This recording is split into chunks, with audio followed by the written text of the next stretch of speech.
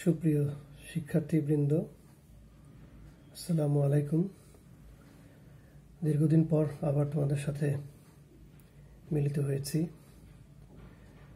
তোমাদের যে অধ্যায়টি নিয়ে আমি বারবার আলোচনা করার চেষ্টা করছি সেটা হচ্ছে ফরাসি বিপ্লব। ফরাসি বিপ্লব আজকে শেষ করে দেব, তারপর আমরা অন্য একটা অধ্যায়ে চলে যাব। তো ফরাসি বিপ্লব সম্পর্কে আমরা এর প্রেক্ষিত, এর কারণ, কেন সৃষ্টি হলো বা এর ফলাফল কী ছিল, এই বিষয়ে আমরা বিশদ আলোচনা করেছি। ফরাসি বিপ্লবের কারণের পেছনে কিন্তু আরেকটা বড় ধরনের কারণ ছিল, সেটা হয়তো তোমাদেরকে ডিটেলস ওইভাবে বলা হয়নি তোমাদের। সেটা হচ্ছে ফরাসি বিপ্লব সৃষ্টির পেছনে কিন্তু দার্শনিকদের ব্যাপক একটা ভূমিকা ছিল। তোমরা বিভিন্ন বিখ্যাত দার্শনিক রুশো, ভলতেয়ার, মন্তেস্কু প্রমুখ ব্যক্তিদের নাম তোমরা শুনে থাকবে। তাদের ক্ষুরধার লেখনী, তাদের বিভিন্ন ধরনের লেখা বই এবং পত্রিকায় তাদের লেখনীর মাধ্যমে সাধারণ জনগণের মধ্যে ফরাসি বিপ্লবের যে চেতনা, সেটা জাগ্রত করার তারা প্রয়াস পেয়েছিলেন। যাই হোক, রাজতন্ত্রের অবসান ঘটল 1792 সালে। 1789 সালে ফরাসি বিপ্লব সংঘটিত হলো এবং 1792 সালে রাজতন্ত্রের অবসান ঘটল। রাজতন্ত্রের অবসান ঘটনার অব্যবহিত পরেই ফ্রান্সের রাজনৈতিক অবস্থা বেশ টালমাটাল অবস্থা ছিল এবং বিশৃঙ্খল একটা পরিবেশ ছিল। সেই রাষ্ট্রীয় বিশৃঙ্খলার মধ্যেই যে জাতীয় পরিষদ গঠিত হলো, সেটি হলো তোমাদের জাতীয় কনভেনশন, যেটা 1792 থেকে 1795 পর্যন্ত স্থায়ী হয়। এই জাতীয় কনভেনশনের প্রতিনিধি হিসাবে তৎকালীন সময়ে জ্যাকোবিন নামক রাজনৈতিক দল সেই জাতীয় কনভেনশনের প্রতিনিধি হিসাবে ফ্রান্সকে লিড দেওয়া শুরু করে এবং 1792 থেকে 95 সাল পর্যন্ত রাজনৈতিক দল জ্যাকোবিন দলের স্থপতি ছিলেন রোবস্পিয়ার।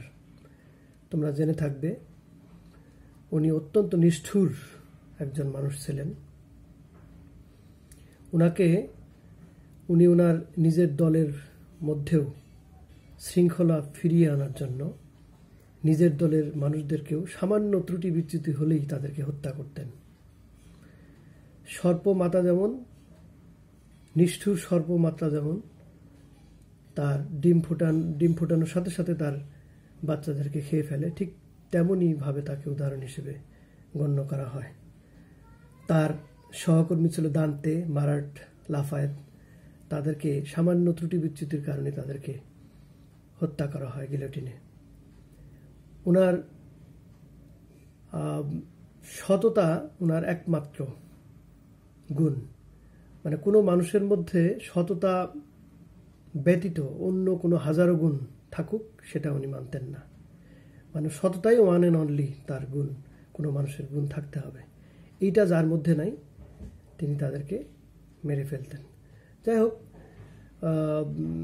তাকে চরমপন্থী নেতা হিসেবে গণ্য করা হয়।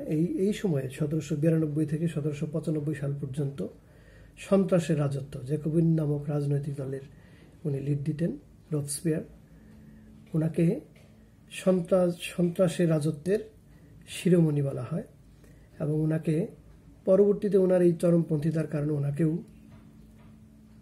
গিলোটিনের মাধ্যমে হত্যা করা হয়। পরবর্তীতে বিশৃঙ্খল পরিবেশের মধ্যে এই রাজনৈতিক তোমার সন্ত্রাসের রাজত্বের অবসান হলেও এই বিশৃঙ্খলা দূরীকরণার্থে তৎকালীন ফরাসি সংবিধান সভায়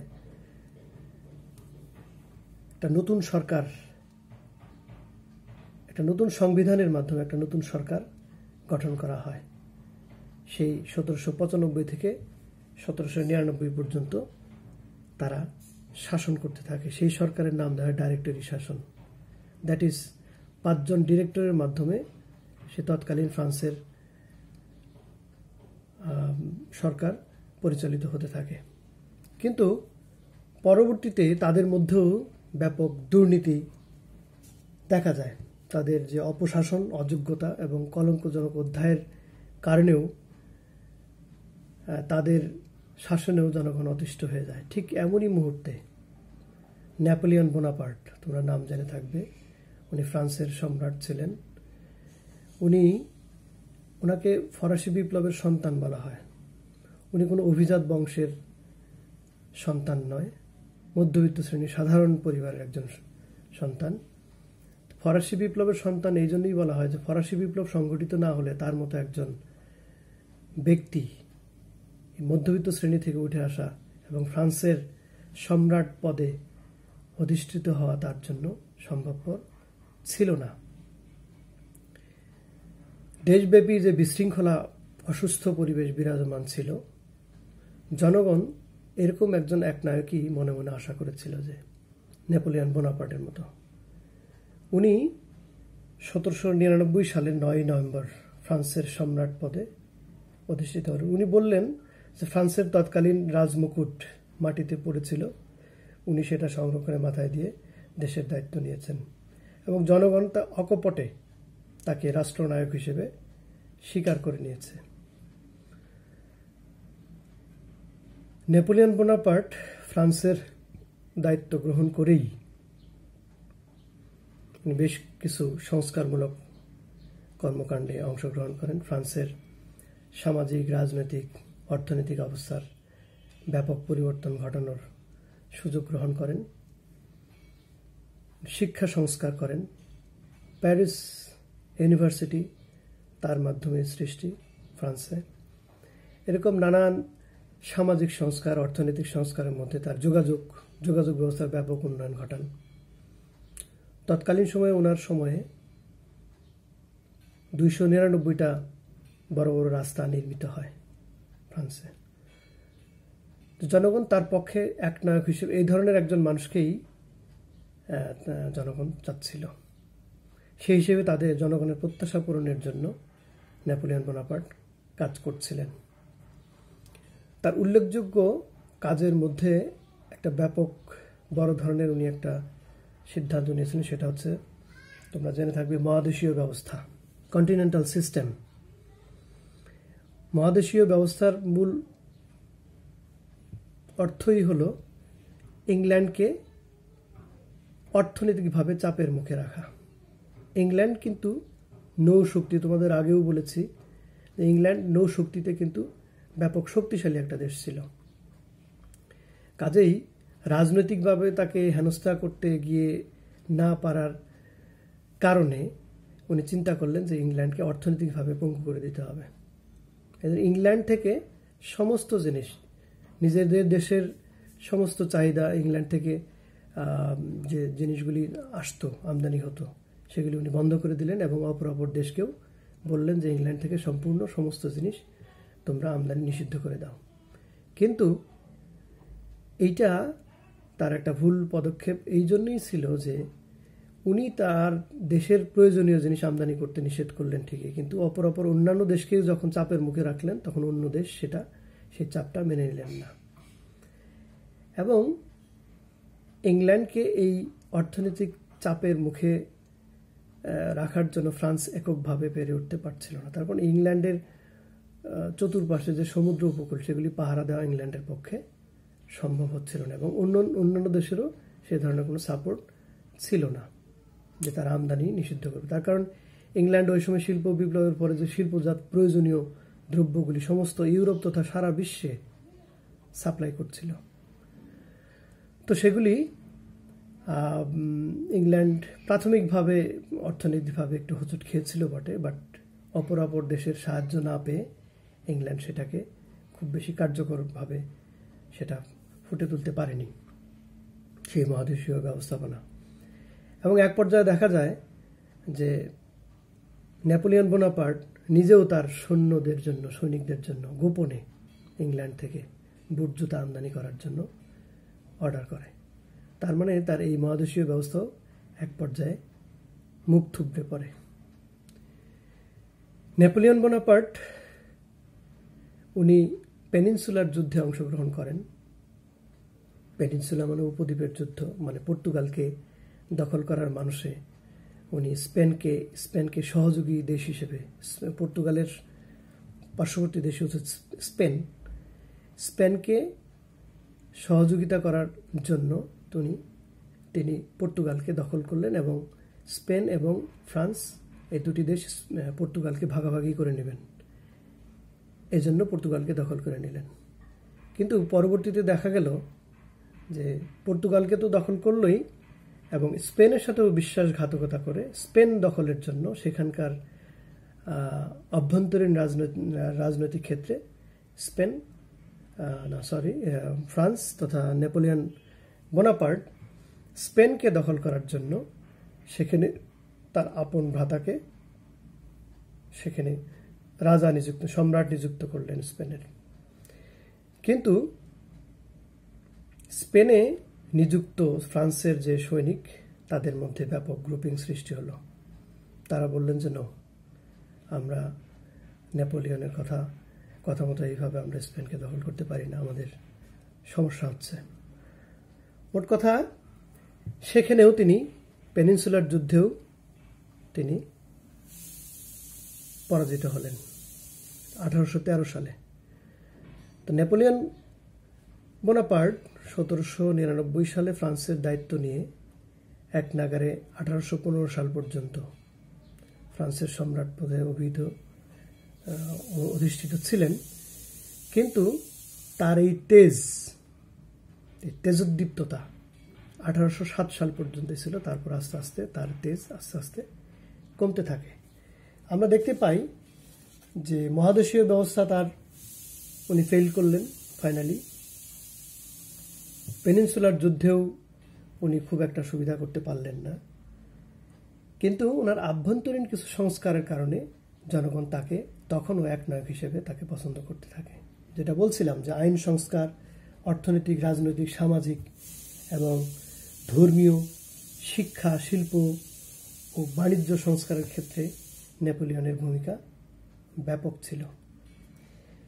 কিন্তু তার বিশাল রাশিয়া আক্রমণ ছিল তার একটা বড় ধরনের ভুল। রাশিয়া তো আয়তনের দিক থেকে বিশাল বড় একটা দেশ। এই দেশ, তার যে পূর্বমুখিতা, পূর্বে এই দেশটাকে দখল করা ছিল তার একটা ব্যাপক ভুল স্টেপ। রাশিয়া ঠিকই পোড়ামাটি নীতি গ্রহণ করেছিল, তবে তাদের জন্য ডিফেন্সিভ না হয়ে অফেন্সিভ একটা কৌশল গ্রহণ করেছিল। তারা পিছিয়ে উঠতে ছিল এবং ফ্রান্সকে জায়গা করে দিচ্ছিল। ফ্রান্সের সৈন্যবাহিনী এই রাশিয়ার সৈন্যবাহিনীর দিকে যেতে যেতে তাদের রসদ, তেল, শক্তি, সামর্থ্য, ইচ্ছা সৈনিকদের এগুলো কমতে থাকে এবং সেখানেও সে পরাজয় বরণ করতে থাকে। এমত অবস্থায় উনি পেনিনসুলার যুদ্ধে পরাজয় বরণ করলেন 1813 সালে এবং তাকে এলবা নামক একটা দ্বীপে নির্বাসন দেওয়া হলো। বাট তার মধ্যে এখনো নেদারল্যান্ড জয়ের স্পৃহা তার মধ্যে ছিল এবং সেই এলবা দ্বীপ থেকে গোপনে ফ্রান্সে এসে উনি নেদারল্যান্ডের দিকে অগ্রসর হচ্ছিলেন। ফাইনালি 1815 সালে নেদারল্যান্ডের ওয়াটারলু নামক এক স্থানে তৎকালীন নেদারল্যান্ডের বিরুদ্ধে যুদ্ধে গিয়ে উনি ইংল্যান্ডের যে সেনাপতি ছিলেন ডিউক অফ ওয়েলিংটন, সেখানেও তিনি সর্বশেষ পরাজয় বরণ করলেন। তার মানে ওয়াটারলু যুদ্ধের এই পরাজয় বরণ করা তার জীবনের শেষ একটা পরাজয় ছিল। ওয়াটারলুর যুদ্ধে পরাজয় বরণ করব ওনাকে আটলান্টিক মহাসাগরের অদূরে অন্তর্গত সেন্ট হেলেনা নামক এক দ্বীপে তাকে নির্বাসন দেওয়া হলো।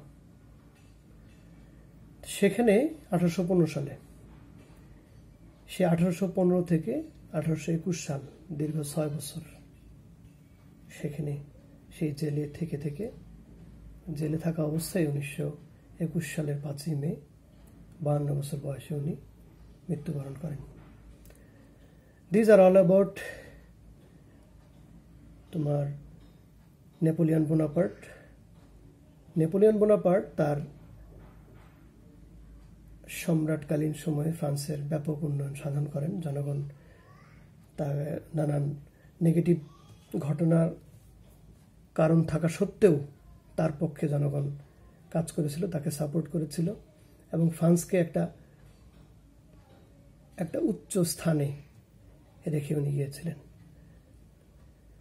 যাই হোক, ফ্রান্সের ফরাসি বিপ্লব সম্পর্কে তোমাদের 2-3টা ক্লাস নেওয়া হলো। নেক্সট ডে অনলাইন ক্লাসের মাধ্যমে আসলে তোমাদেরকে ব্যাপকভাবে বোঝানো সম্ভব না। যেটুকু বলা হলো এটুকুর মধ্যেই তোমরা জিনিসটুকু নিয়ে তোমরা ডিটেলস পড়াশোনা করার চেষ্টা করবে। আর অক্টোবর পর্যন্ত স্কুল কলেজ বন্ধই, নভেম্বরের দিকে হয়তো ওপেন হবে। ওপেন হওয়ার সাথে সাথেই তো তোমরা জানো যে যেদিন থেকে ওপেন হবে সেদিন থেকে, যেদিন ঘোষণা করবে সেদিন থেকে you will get 15 days। Intermediate পরীক্ষার্থীদের কথা বলছি, তারা 15 দিন সময় পাবে। কাজেই সময় কিন্তু নেই, যে কোনো সময়ে ঘোষণা হতে পারে। স্কুল কলেজ ওপেন হলেই হয়তো গভর্নমেন্ট ঘোষণা দিবেন। ঘোষণা দেওয়ার পরপরই কিন্তু তোমাদের হাতে আর 15 দিন মাত্র সময় থাকবে। সো এর মধ্যে তোমরা এখনই তোমরা প্রিপারেশন নিয়ে নাও। পাবলিক এক্সামিন হিসেবে ইন্টারমিডিয়েট পরীক্ষাটা অবশ্যই হবে, এটা মাথায় রেখো, হতেই হবে। তার কারণ পরবর্তী উচ্চ শিক্ষা গ্রহণের নিমিত্তে তোমার ইন্টারমিডিয়েট পরীক্ষাটা খুবই জরুরি। যাই হোক, তোমরা পড়াশোনার সাথে অ্যাটাচ থাকবে, বাবা মার সেবা করবে, ঘরেই থাকবে, ভালো থাকবে, তোমরা সুস্থ থাকো, ভালো থাকো, এই কামনা করে আজকের মতো এখানেই শেষ করছি। পরবর্তী কোনো অধ্যায় নিয়ে পরবর্তী ক্লাসে দেখা হবে তোমাদের সাথে। তোমরা ভালো থাকো, আল্লাহ হাফেজ।